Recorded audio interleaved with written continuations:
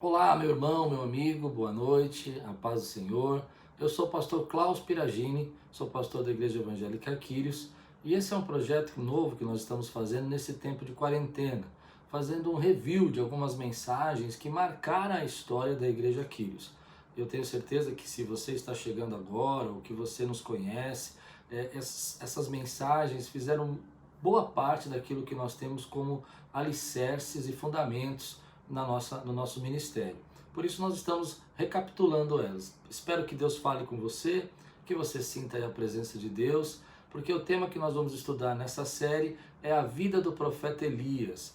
O nome da série é Homens Levantados por Deus. A ideia é estudar a humanidade e as nossas limitações, mas que Deus mesmo assim quer nos usar e quer nos transformar para abençoar milhares de pessoas. Que Deus fale com você, que você tenha aí uma noite agradável e tudo quanto você fizer prosperará.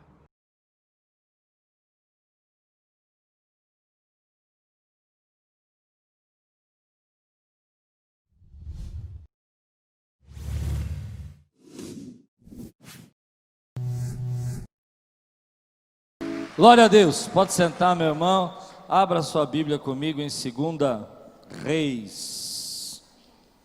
Nós estamos encerrando uma série de mensagens sobre o profeta Elias.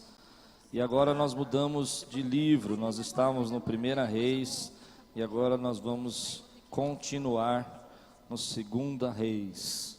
Na última semana falávamos sobre Elias na caverna. Conseguiu tirar o seu marido da caverna?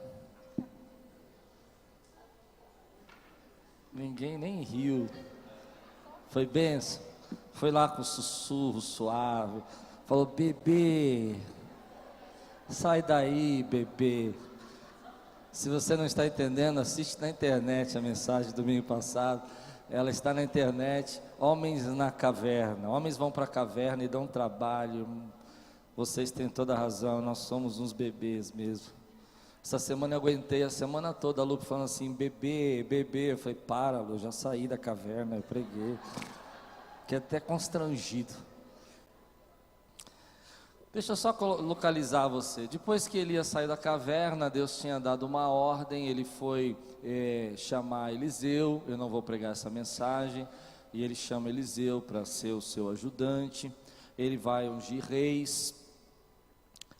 Ele profetiza que Acabe vai morrer, porque você lembra que Acabe era um rei perverso, e Deus dá um basta nessa perversidade. Chega uma hora que Deus tem paciência, mas acaba a paciência de Deus e Acabe termina ali.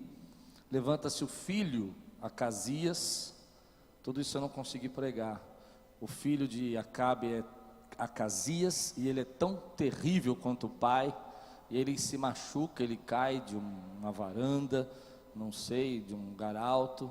E ele, nessa situação, ele vai consultar Baal. E Elias aparece no meio da estrada com aqueles mensageiros e diz: há profeta em Israel, e porque você ia consultar Baal, você vai morrer. Acasias morre. Ele, antes de morrer, manda um exército para... E essa é uma história que eu queria ter pregado, mas não deu tempo. Ele manda um exército para prender Elias, e vai de 50 em 50, eu não sei como, não consigo entender, mas Deus vai mandando fogo e vai queimando 50 por 50, até que o terceiro grupo chega e fala: por favor, Elias, eu tenho família, tenho criança para cuidar. E Elias então vai conversar com Acasias. Mas agora, nós estamos nos últimos minutos da vida de Elias. Um momento muito lindo. Toda a carreira dele ele já tinha feito. Lá no versículo 1 do capítulo 2. Antes disso, levante bem alto sua Bíblia e diga assim comigo: essa é minha Bíblia. Eu sou o que ela diz que eu sou. Eu tenho o que ela diz que eu tenho. E eu posso o que ela diz que eu posso. Abrirei meu coração.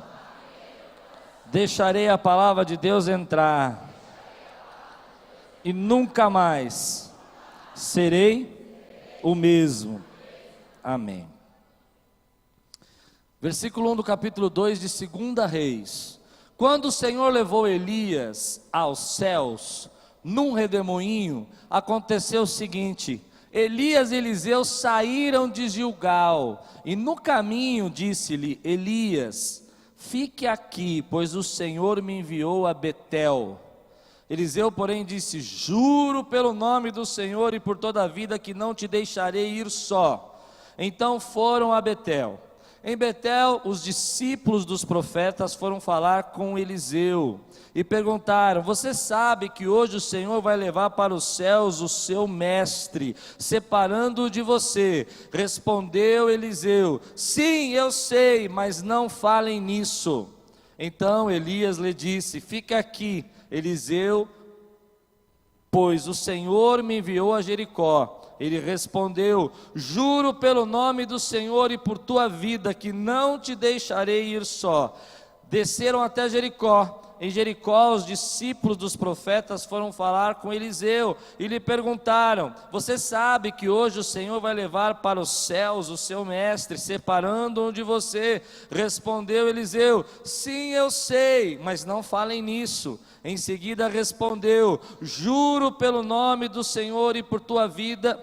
Em seguida Elias lhe disse: fique aqui, pois o Senhor me enviou ao rio Jordão. Ele respondeu: juro pelo nome do Senhor e por tua vida que não te deixarei ir só. Então partiram juntos.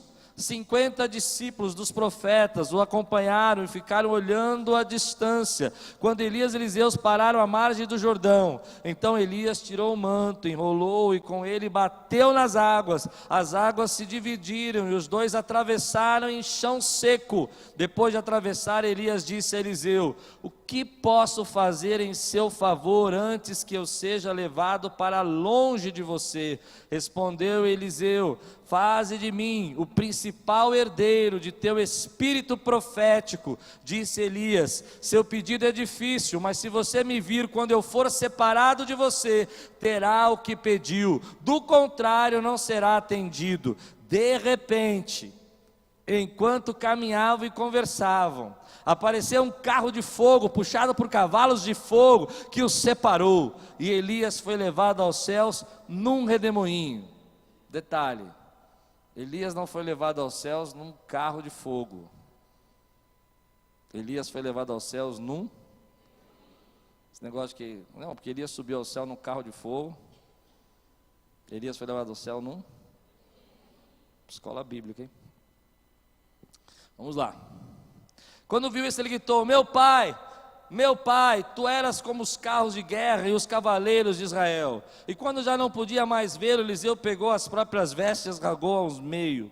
Depois pegou o manto de Elias que tinha caído e voltou para a margem do Jordão. Então bateu nas águas do rio com o manto e perguntou: onde está agora o Senhor, o Deus de Elias? Tendo batido nas águas, elas se dividiram e ele atravessou.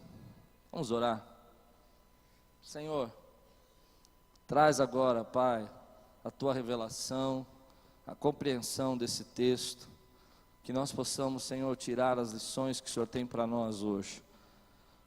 Pedimos que o Senhor fale conosco, que nós possamos ouvir a tua voz, que seja um tempo de graça, um tempo, Senhor, de fortalecimento, em nome de Jesus. Amém. Esse é o último dia de Elias. É interessante você pensar nesse texto, porque você conhece um pouco de internet, e há tantas histórias sendo criadas sobre esse texto de internet, né? Histórias de quem era essa carruagem, de que manto era esse, e acho que dá um seriado de filme aqui incrível, né? Você pensar na força do manto que bate as águas de vida. Mas eu vou para um outro lado hoje. Eu vou para um lado que, quando eu li, foi a primeira impressão que eu tive nesse texto. Se você soubesse que você tem pouco tempo nessa terra, o que você faria? Esse é o último dia de Elias, ele está no último dia da vida dele, e você percebe pelo texto que as pessoas sabiam disso. Algumas coisas lindas aconteceram. Se você acompanhou a série inteira, você vai lembrar que no caverna, Elias está dizendo: não tem ninguém, eu estou sozinho. Mas agora ele vai visitar 3 escolas de profeta. Olha que coisa linda. 3 escolas de profetas tinham surgido. E aí uma delas tinha 50 alunos. E eles estavam ali ao redor, estavam vendo. E é exatamente isso que Elias vai fazer no último dia da sua vida. Ele vai visitar aquilo que ele deixou de legado. Ele vai visitar aquilo que ele sabia que Deus havia chamado ele para viver e fazer. O que ele prioriza nesse último dia da vida dele é a história dele inteira, porque se você lembra do começo da série, Elias se levanta como alguém que a gente não conhece, enfrenta Acabe, passa por todas aquelas lutas que ele vai passar. Por quê? Porque ele deseja livrar o povo de Israel da idolatria, e agora ele está vivendo um tempo onde que está surgindo de novo escolas de profetas, e foi por isso que eu comecei a pensar, que eu faria se hoje fosse o meu último dia? Eu me lembro quando criança, não fique assustado, ninguém vai morrer aqui, queridos, fique tranquilo. Olha, ninguém, ó, nem ri. Imagina pregar um dia desse, de 2 dias antes de viajar, irmão. Como é que eu me senti?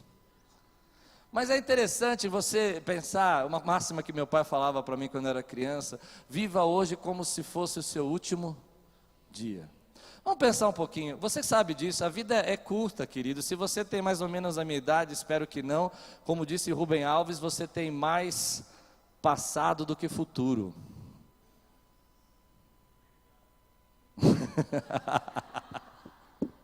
Muito bom. Mas será que se você por um segundo pensasse que a sua vida tem pouco tempo, você estaria preocupado com essas coisinhas que você está preocupado hoje? Posso ouvir um amém? Será que você estava fazendo biquinho, reclamando e chatinho por causa dessas pequenas coisas que você está vivendo hoje? Se você começar a pensar que você tem pouco tempo e que as coisas que têm que ser realmente importantes na sua vida, é isso que você deveria valorizar. Meu irmão, uma das coisas mais sábias que a gente tem na nossa vida é entender que o nosso tempo é limitado. Enquanto você está perdendo tempo com fofoca, com problema, com disque-disque, com conversa, a tua vida está passando, e Deus tem planos para você grandiosos que não pode esperar, meu irmão. Eu quero ouvir você dizer glória a Deus por isso. Eu vejo muitas pessoas presas em coisas pequenas, em problemas pequenos, tem uma vida linda pela frente. O tempo vai ser sempre limitado, mas você tem uma vida linda pela frente, você tem grandes projetos de Deus, você tem grandes sonhos de Deus, mas pessoas estão presas às coisas pequenas. Nessa noite o Espírito Santo de Deus vai quebrar cadeias aqui nesse lugar, para que você viva as coisas que são realmente importantes na sua vida. Quantas vezes eu vejo pessoas, querido, que estão, por não entender que a vida passa muito rápido, cheia de mágoa no coração, com dificuldade de perdoar. A vida passa muito rápido, para você ficar carregando esse peso dentro de você, para você viver desanimado, triste. Querido, quando você entende que Deus tem um propósito para você, que Deus tem uma causa para a tua vida, e que Ele tem um legado para você, você não pode deixar essas coisas embaraçar a vida que você tem dada por Deus para você. Eu não aceito, querido, que a minha vida fique embaraçada em coisas pequenas. Deus tem coisas grandes para fazer nesse lugar, na sua vida. Pare de se prender a coisas pequenas. Eu quero dar um exemplo de uma coisa pequena que você está sofrendo hoje. Tem muitas pessoas que estão sofrendo. Você está sofrendo por pessoas que não gostam de você. Pare de sofrer por gente que não gosta de você. A gente não sofre por gente que não gosta da gente? Não? Eu vou embora, irmão. Eu acho que essa palavra só falou para mim. Falou para vocês também? A gente sofre muito por gente que não gosta da gente, fica triste, e a vida vai passando e você fica preso num sentimento. Eu vou contar uma coisa para vocês que vocês não vão acreditar. Tem gente, eu sei que vocês não vão acreditar, tem gente que não gosta de mim.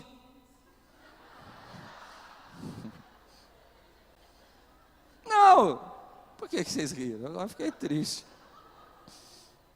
Eu acho o cara legal, incrível, fantástico, maravilhoso, bacana. Não sou, amor. Obrigado. Pelo menos você. Mas tem gente que não gosta, meu irmão. E quantas vezes eu já sofri por pessoas que não gostavam de mim. Fiquei preso, vida passando, tudo sol lindo lá fora e você vendo tudo cinza. Tua vida está passando rápido. Uma das coisas que eu aprendi é que quando você olha a tua vida, é interessante isso, né? Quando você olha a tua vida pela perspectiva do fim, você começa a perceber a quantidade de coisas que você está dando valor que não tem valor nenhum. Se eu conseguir hoje, por um segundo, fazer você pensar na tua vida pela perspectiva do fim, você vai perceber que muita coisa que você entrou e trouxe hoje para esse culto, você vai deixar aqui, porque não tem valor nenhum. Maior é Deus na tua vida, querida. Maior é o propósito de Deus na sua vida. Maior é a graça de Deus. A Bíblia fala que a vida passa como uma neblina. Ela é volátil. Ela desaparece. E você aí está 2 anos sofrendo, tristinho, magoado. Eu gosto quando vocês querem pregar. Tem uns irmãos aqui querendo pregar. Mas todas elas estão falando alguma coisa, mas eu não entendo. Mas prega, irmã, é bênção. A vida vai passando muito rápido, querido. Eu fico pensando que o que dá sentido na nossa vida é viver por uma causa. Em toda a história que você vai olhando na vida de Elias, você percebe que ele tem uma causa. Não é? A causa dele é muito clara. A causa dele é tirar a idolatria do povo de Israel. E ele vai sofrer, ele vai pensar por luta, mas ele vai vencer porque ele tem uma causa.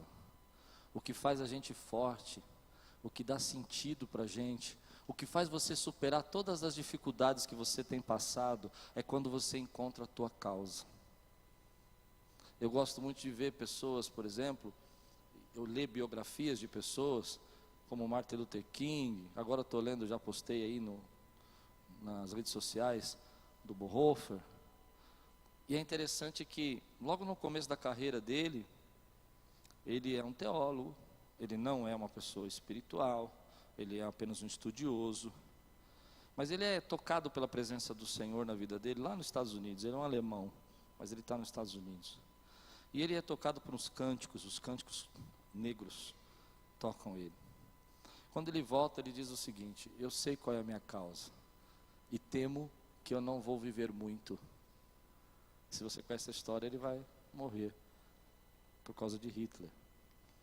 Mas o que eu acho bonito nisso é que pessoas que têm uma causa, elas têm um motivo para levantar todos os dias. Ela tem um motivo para acordar e dizer assim: eu tenho algo para fazer. Algumas pessoas têm causas muito superficiais.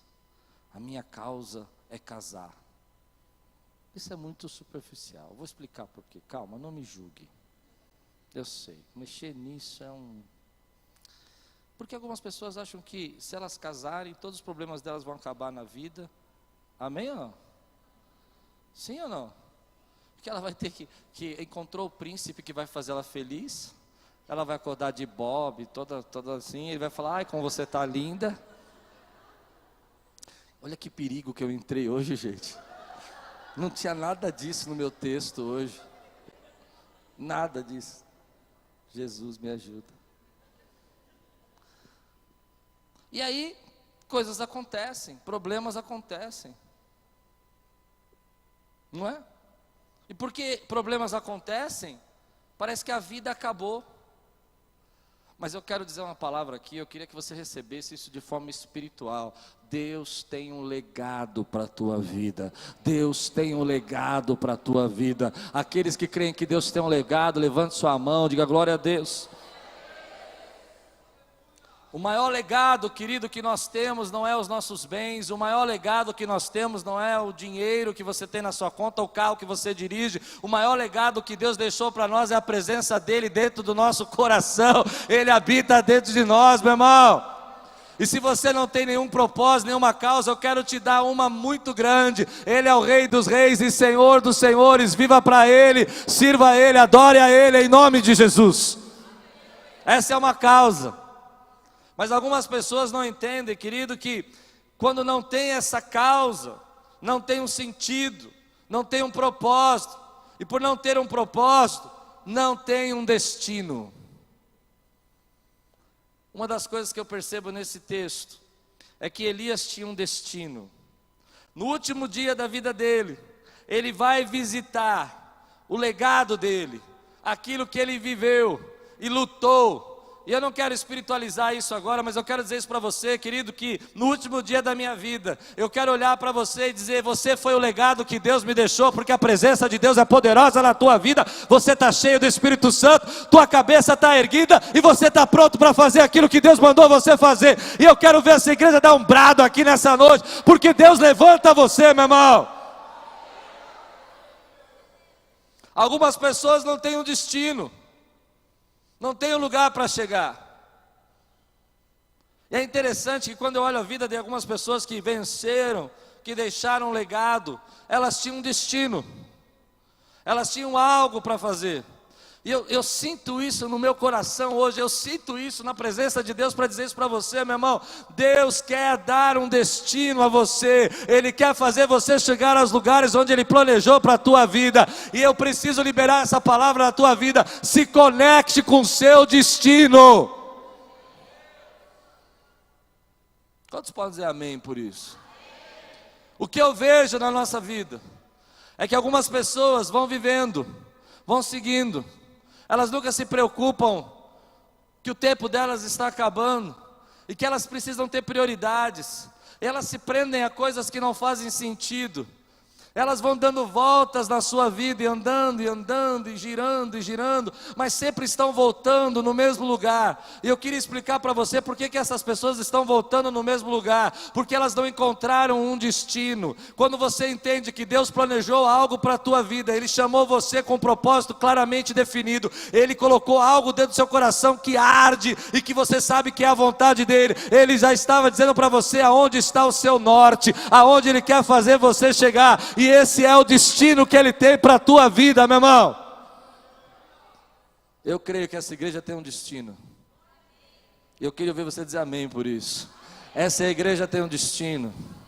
Porque o dia que nós não tivermos um destino, meu irmão, fecha a igreja, vamos embora para casa. Essa igreja tem um destino, e eu vou dizer qual é o destino. Nós somos cidade de refúgio, lugar de consolo, lugar de transformação, lugar de cura, lugar de família bendita. Essa igreja tem um destino, e nós estamos aqui para ensinar as pessoas a viver com Deus, a adorar a Deus e a servir a Deus. E se você concorda com esse destino, dá um brado e vem conosco, meu irmão.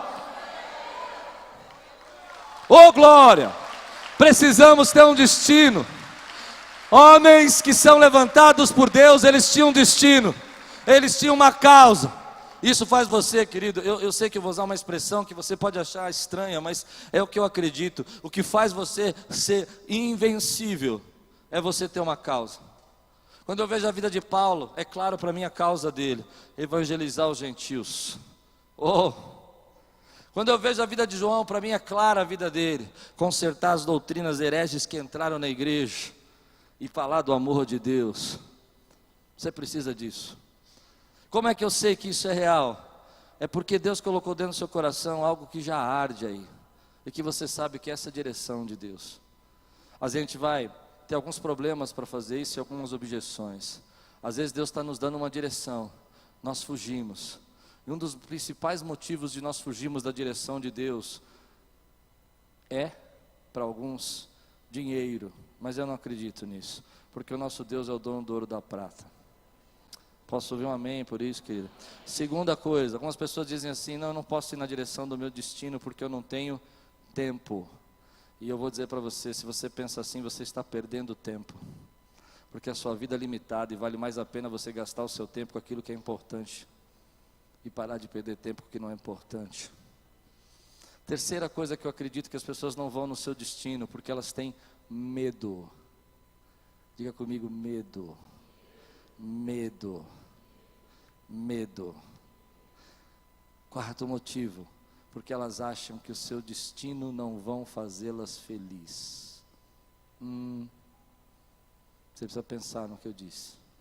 Você está fugindo do seu destino porque você tem medo que o seu destino faça você sofrer. Mas eu preciso dizer isso para você: É melhor sofrer pelo seu destino do que sofrer por causa nenhuma. Ah, você não entendeu. Sofrer vai sofrer de qualquer jeito. Não é? Eu prefiro sofrer pelo meu destino e no final ver as plantaçõezinhas de escola de profetas sendo brotando. Oh, cadê os profetas aqui brotando nessa igreja? Do que sofrer por propósito nenhum. Sofrer só porque eu quero ser feliz. Gostei dessa risada. Tem gente que está sofrendo, achando que está sendo feliz. Mas você sabe disso? Não importa como você começou a sua vida, importa como você vai terminar.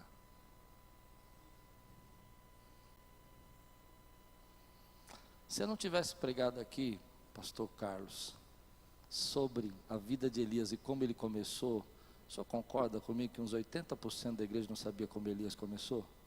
Mas se eu falasse que ele subiu numa carruagem, ele não subiu, subiu no redemoinho. Você ia dizer o quê? Ah, eu sei. Porque você sabe como ele terminou, mas não sabe como ele começou. Quando você está indo na direção do seu destino, querido, não importa como você começou, não importa a família triste que você teve, não importa as decepções, os fracassos, os problemas que você enfrentou, o que importa é que Deus tem um lugar para te levar e para você chegar. Vai ter luta, mas sofra pelo propósito que Deus colocou no seu coração. Tem batalha, mas respira fundo, porque você é forte para enfrentar essas batalhas. E esquece de onde você começou e começa a pensar onde você vai terminar, aonde é o destino que Deus colocou na tua vida. E aqueles que creem que o melhor de Deus está por vir, aqueles que creem que Deus tem um grande destino para a tua vida, levante sua mão aqui e glorifica a Deus, porque Ele já tinha planejado esse destino na sua vida. Ele já tinha planejado o destino para você. Algumas pessoas estão muito presas como elas começaram. Pastor, você não sabe de onde eu vim. Pastor, você não sabe o que eu sofri.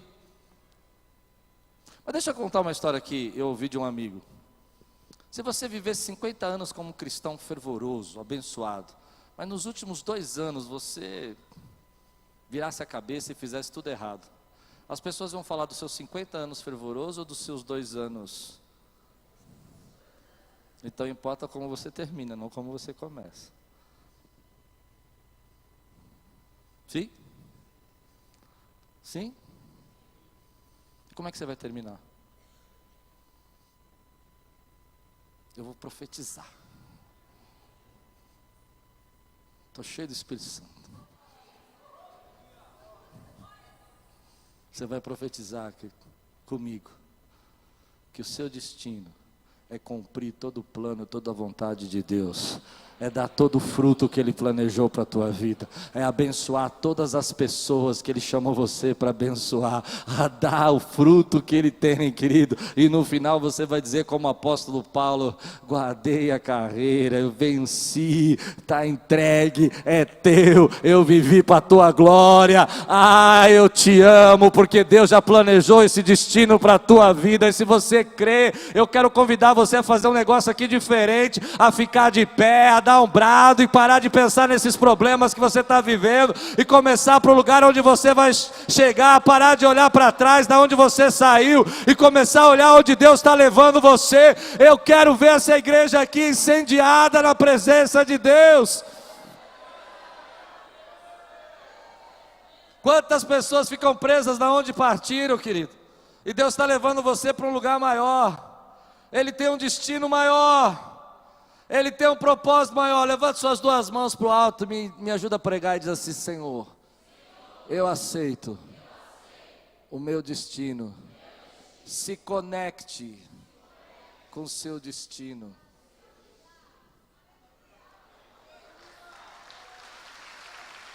Se conecte.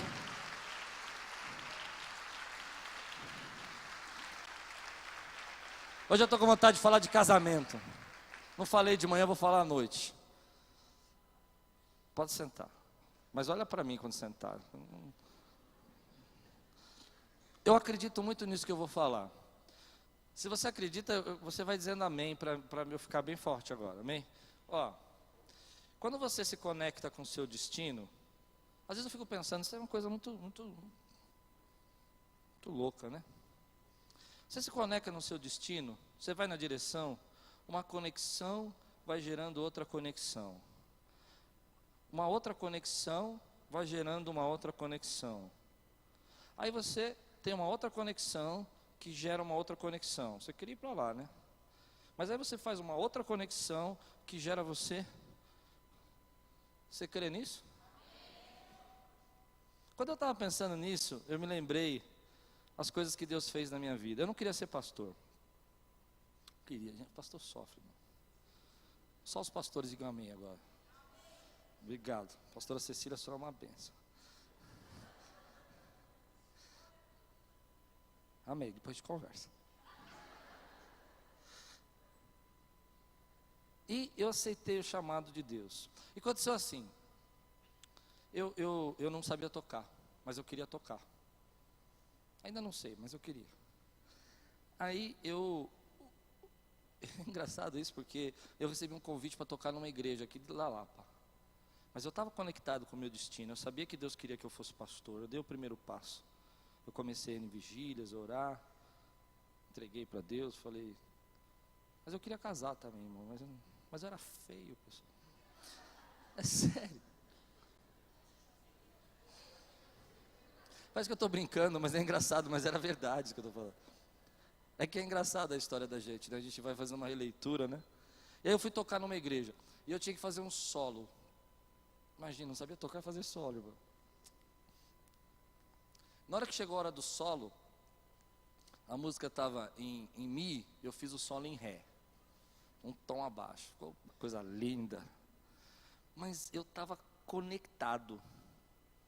Aí tinha uma morena lá, magrinha, lindinha, rostinho de criança, parecia um bebê de 12 anos de idade.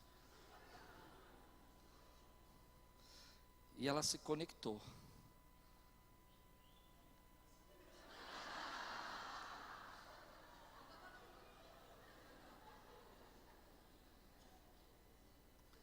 Na outra semana, ela apareceu na igreja que eu era membro. Nunca perguntei isso, né? Você estava conectada. E eu fico imaginando, se eu não tivesse aceitado o convite de ir lá, se eu não tivesse corrido o risco de tocar uma nota errada,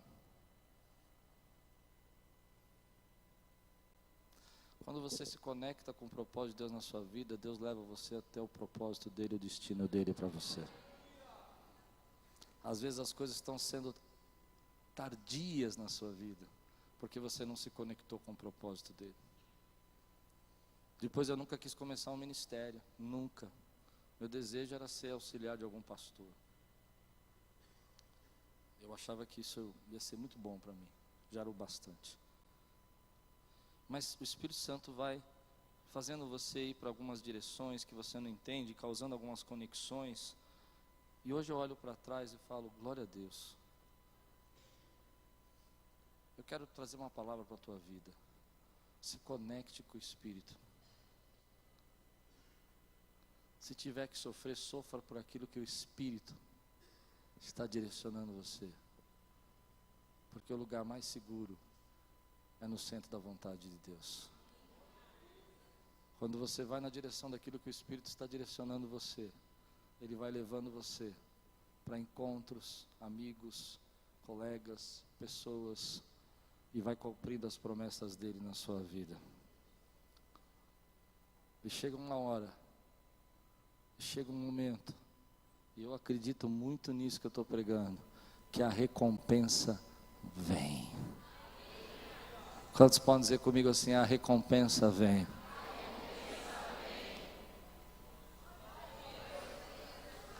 Aleluia, glória a Deus.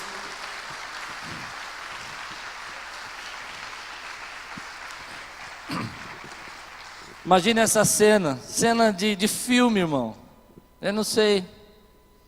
Eu acredito, eu conversei com um amigo essa semana e falou assim, você sabe, isso é um pouco alegórico e tal. Eu falei assim, eu não sei, eu acredito nesse negócio, irmão. Eu acredito em carruagem de fogo, eu acredito, eu não sei. Por que Deus não pode fazer uma carruagem de fogo? Pode ou não pode? Não tá. Vocês são tudo doidos também. Aí você imagina isso, Eliseu, ele está tão conectado com Elias, e Elias está indo na direção do destino dele. Amém? E eles chegam diante de uma dificuldade que é o rio. E Elias pega a capa e atravessa. Olha que cena, né? Pensou? E atravessa seco do outro lado do rio. Mas olha que interessante, Eliseu está tão grudado que Deus tem que mandar uma carruagem de fogo passar no meio. É interessante que a carruagem só veio fazer isso, só veio separar Elias de Eliseu. Então eu fico imaginando que quando ela passou, Eliseu fez assim, Elias olhou para o outro lado, tomou um susto, e daqui a pouco começa a subir.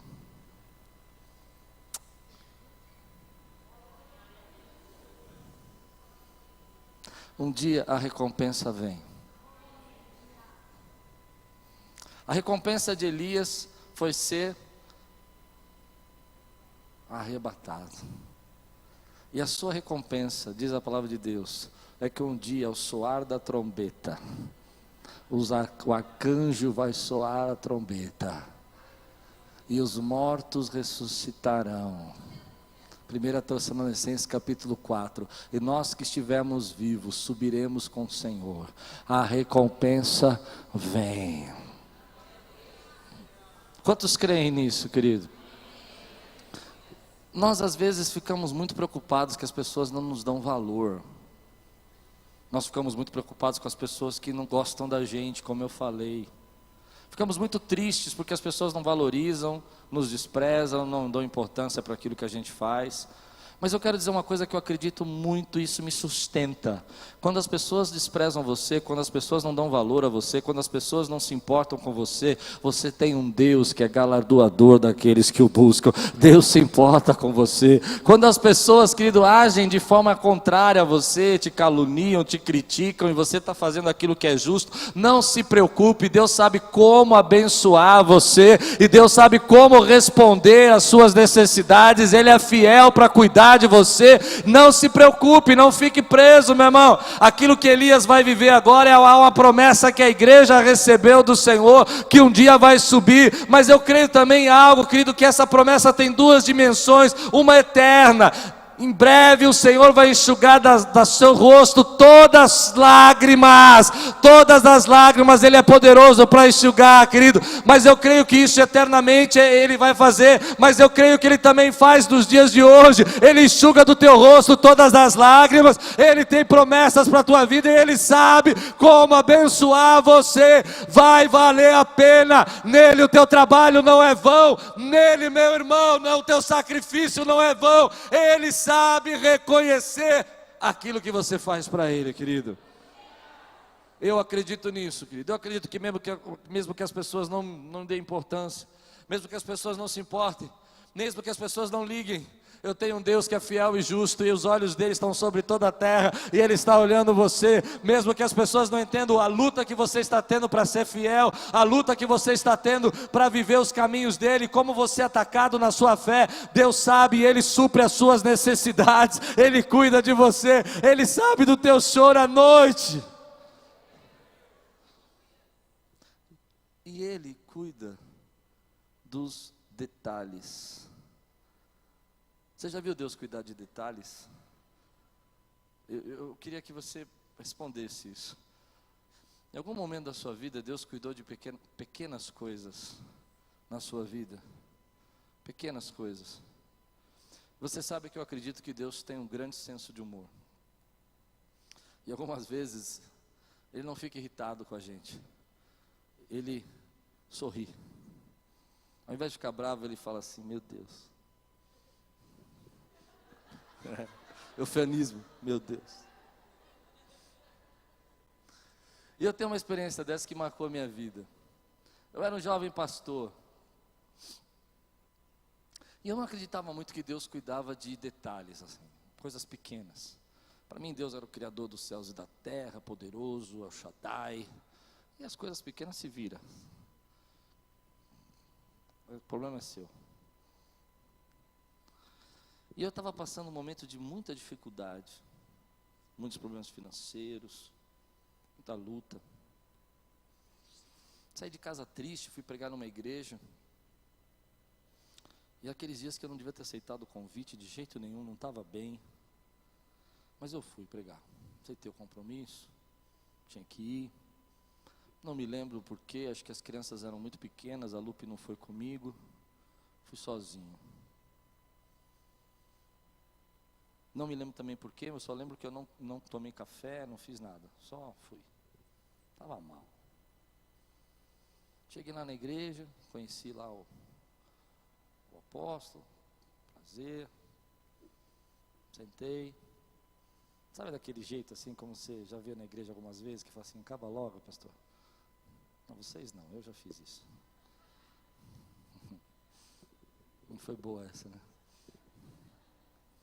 E aí, começou a subir um cheiro de pizza. Eu não sei se tinha uma pizzaria do lado da igreja, mas eu comecei a sentir um cheiro de pizza. Sabe, a igreja inteira assim, com cheiro de pizza. Eu com fome, irmão. E aqueles cultos que primeiro prega um, depois prega o outro, aí chama o coro, chama o coral, chama a irmã. Acabei de ver que entrou um irmão ali, sabe? E eu lá, com fome.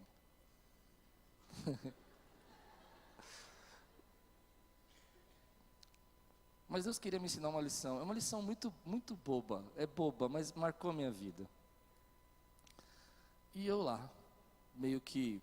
Você já praguejou um pouquinho? Não, sério, já praguejou? Tipo, meu Deus, acaba logo, Jesus.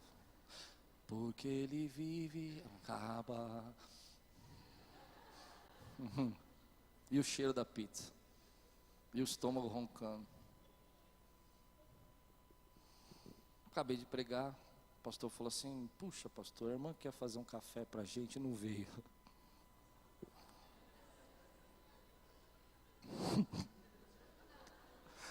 Aí você já está ruim, você já pensa assim, é assim mesmo, porta fecha, tudo, né?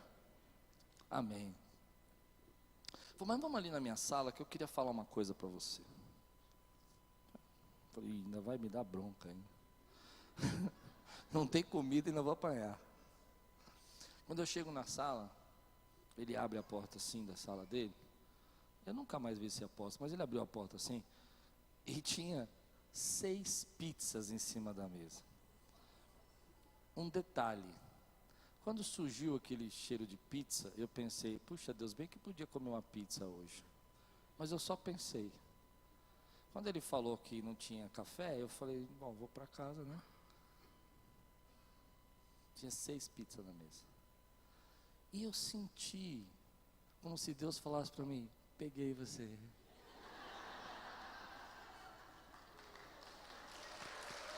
Deus cuida dos detalhes da sua vida.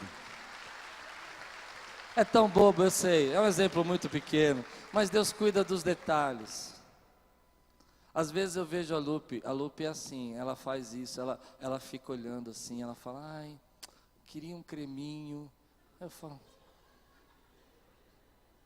eu olho para ela, não estou entendendo, você está falando para... Mas aí daqui a pouco ela chega, olha que Deus me deu um creminho.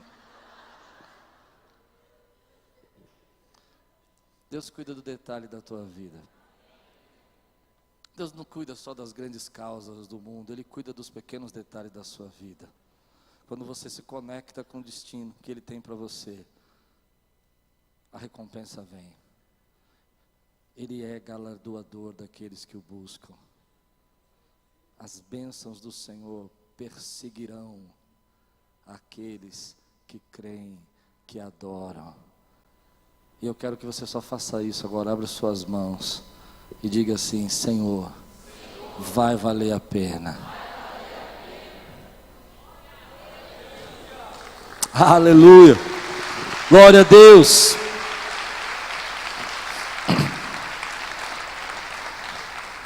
Vou terminar. Lá no final, no capítulo 13, Depois pegou o manto de Elias. Lembra que Elias subiu no redemoinho, o manto caiu.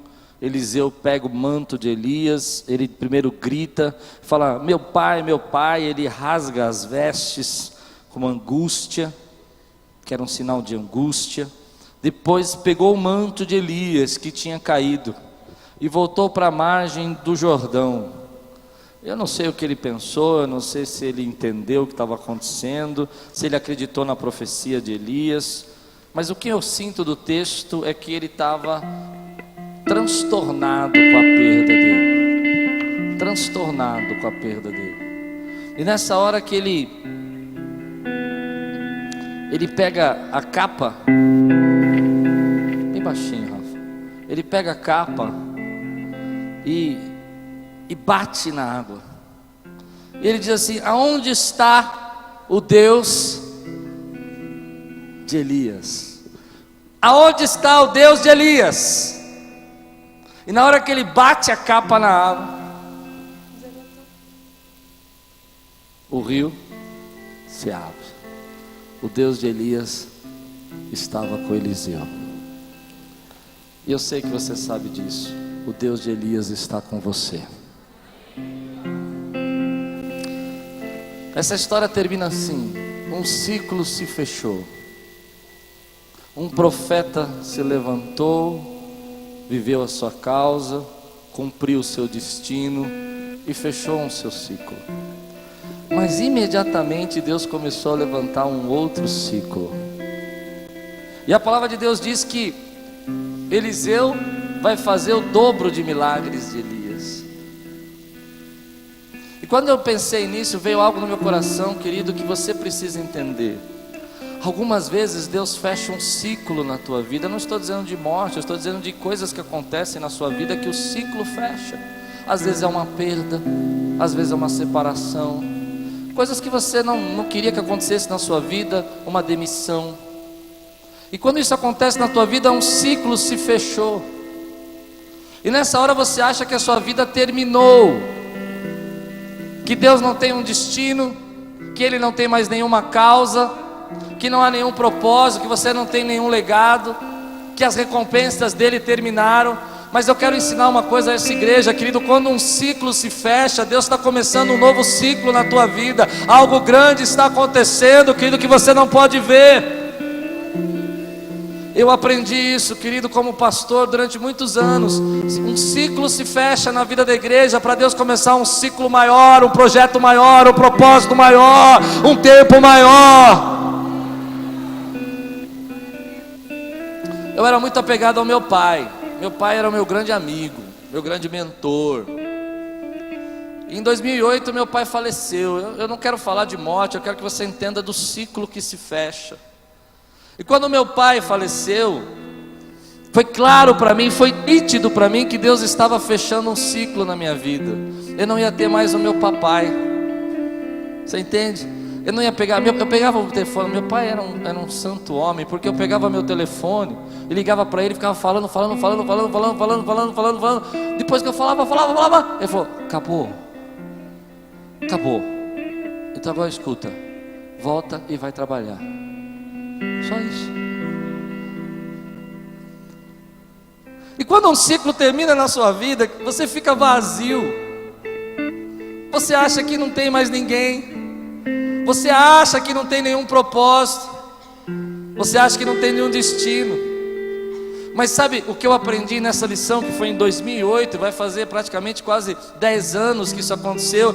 Deus fechou um ciclo na minha vida e começou um ciclo novo, com outras oportunidades, com outras bênçãos, com outros mentores, com outras pessoas que vieram ajudar. Meu irmão, se um ciclo fechou na tua vida, se um tempo terminou na tua vida, é porque Deus está começando um novo tempo na tua vida.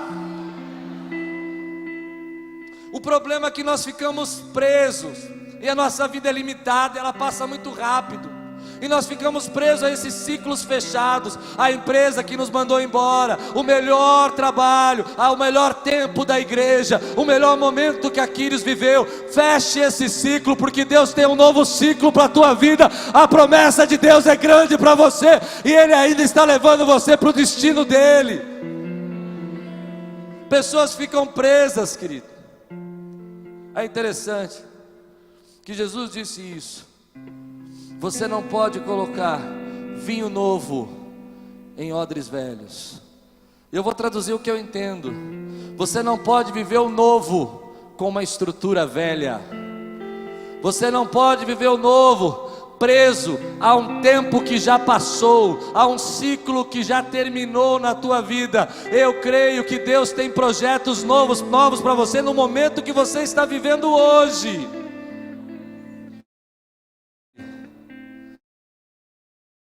Fazer a gente viver o tempo novo dele é nos empurrando para fora. Você não entende isso, né?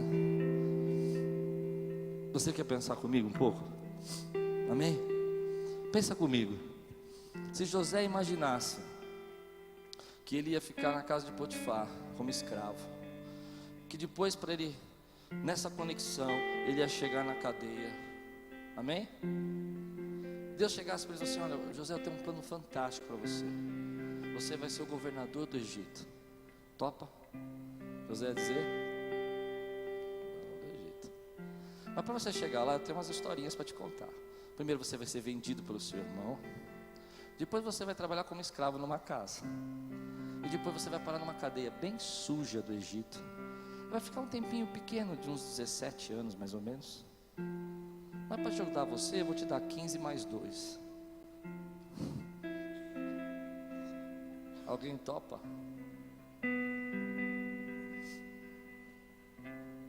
Deus fecha o ciclo na vida de José, tirando ele da família dele e fazendo ele ser vendido. Depois ele vai para a casa de Potifar, ele acha que está bom, mas está ruim. Fecha o ciclo e vai parar na cadeia. Mas ele ainda está indo no destino que Deus planejou para a vida dele. O que eu vejo de algumas pessoas presas, querido, em coisas que já aconteceram, que já passaram. Deus tem um novo tempo. Deus tem um ciclo novo para você. Quando um ciclo se fecha na tua vida, um novo ciclo começa a acontecer na sua vida. Eu vejo isso acontecer. 2 anos atrás nós estávamos com um programa de televisão, uma bênção, programa funcionando, gente, era bênção. Até hoje eu apresento gente que assistiu o programa, era bom. Um dia eu estou lá, querido, o Espírito Santo fala comigo assim: fechou, acabou esse tempo. Senti um peso, um peso. Fecha isso, esse ciclo acabou. Você precisa confiar. Confia que Deus fechou um ciclo para começar um ciclo maior na tua vida, querido. E aí então eu fecho isso. Eu falo: tá bom, ligo lá, não, mas eu faço, paga o que você quiser. Não, acabou o tempo, o ciclo fechou. E eu penso: bom, agora vai ser tranquilo, sem esse peso da televisão nas nossas costas, sem essa responsabilidade. 4 meses depois, estamos alugando esse prédio aqui. 1 ano e meio depois, estamos cultuando aqui. E 1 ano e meio depois, nós já estamos com a nossa arquibancada terminada aqui. Deus fechou um ciclo para começar um novo ciclo, querido. Algumas pessoas estão sofrendo porque Deus fechou um ciclo na vida delas. Estão presas. Terminou lá. As pessoas que você gostava, terminou. Deus trouxe você para cá para começar um novo tempo para você, um tempo maior de bênção para a tua vida aqui. E eu creio que se Deus trouxe para você para cá, é porque o tempo aqui vai ser maior. Porque Deus vai te levando de glória em glória. Se você crê, querido, que Deus está falando com você, e que você está pronto para ir no destino que Deus tem para você. E se você recebe essa palavra hoje da tua vida, entendendo que um tempo terminou, houve perdas. E às vezes a gente precisa entender que as perdas são só um jeito de Deus te direcionar, te dar a oportunidade de ser livre para fazer o que Deus chamou você para fazer. Não, você não entendeu o que eu disse. Você sempre sonhou, você sempre teve uma vontade, sempre teve um destino. Mas às vezes você estava num lugar que te prendia, estava numa empresa que não deixava você fazer aquilo que você não queria fazer, você não tinha tempo, e Deus te empurrou. te mandou embora. E você ficou triste, magoadinho, decepcionado porque não valorizaram o seu trabalho. E Deus, na verdade, estava preparando para você uma nova jornada, um novo tempo. Se você recebe essa palavra de Deus hoje na sua vida, fica de pé no teu lugar agora. Eu quero que você levante suas mãos para o alto e diga: Senhor, eu estou pronto para terminar um ciclo e começar os projetos novos, os planos novos, as bênçãos maiores que o Senhor tem na minha vida. As suas decepções, as suas tristezas, suas perdas foram só um jeito de Deus direcionar você para aquilo que Ele planejou para a tua vida. Tinha que sair, tinha que sair, tinha que acontecer. Você entende isso que eu estou pregando, meu irmão? Tinha que passar por isso, porque se você não passasse por isso, você não chegava aqui. Hoje de manhã tinha um homem aqui, eu não sei o que aconteceu na vida dele, mas ele chorava ali. Enquanto ele estava ali, eu não sei a história dele, eu vejo que ele vem aqui bastante, mas ele é novo aqui, eu não conheço ele. E ele chorava, e algo veio no meu coração: se ele não tivesse passado por o que ele passou, ele não teria sido salvo. Há uns 3 domingos atrás ele aceitou Jesus. Você entende isso que eu estou dizendo? Deus permite às vezes, não que Ele queira, Ele não desejou, mas Ele ainda continua escrevendo o destino que Ele planejou para a tua vida. Quando um ciclo termina na vida de Elias, Deus começa um novo ciclo na vida de Eliseu. E Deus está começando um novo tempo na tua vida hoje, querido. Mas você precisa entender isso. Você não pode colocar vinho novo em odres velhos. Você não pode colocar o novo em estruturas velhas. Se você quiser viver o novo, você precisa colocar uma nova estrutura. Você precisa viver um tempo novo dentro do teu coração, um tempo novo de adoração, um tempo novo de louvor, um tempo novo de gratidão, um tempo novo para bendizer o nome do Senhor, um tempo novo para buscá-lo. Se você continuar fazendo as mesmas coisas, repetindo as mesmas coisas, você vai viver sempre o velho. Mas se você quiser viver o novo, comece a viver o novo tempo de Deus na sua vida, também com uma estrutura nova no teu coração. Levante sua mão, declare agora que você está seguro na presença dEle. Viva esse novo ciclo que Deus tem para você. Pare de se pegar ao passado e deixe Deus criar o novo para a tua vida hoje. Se você crê, querido, adore comigo agora. Louve, diga que você está seguro nas mãos dEle. Aleluia.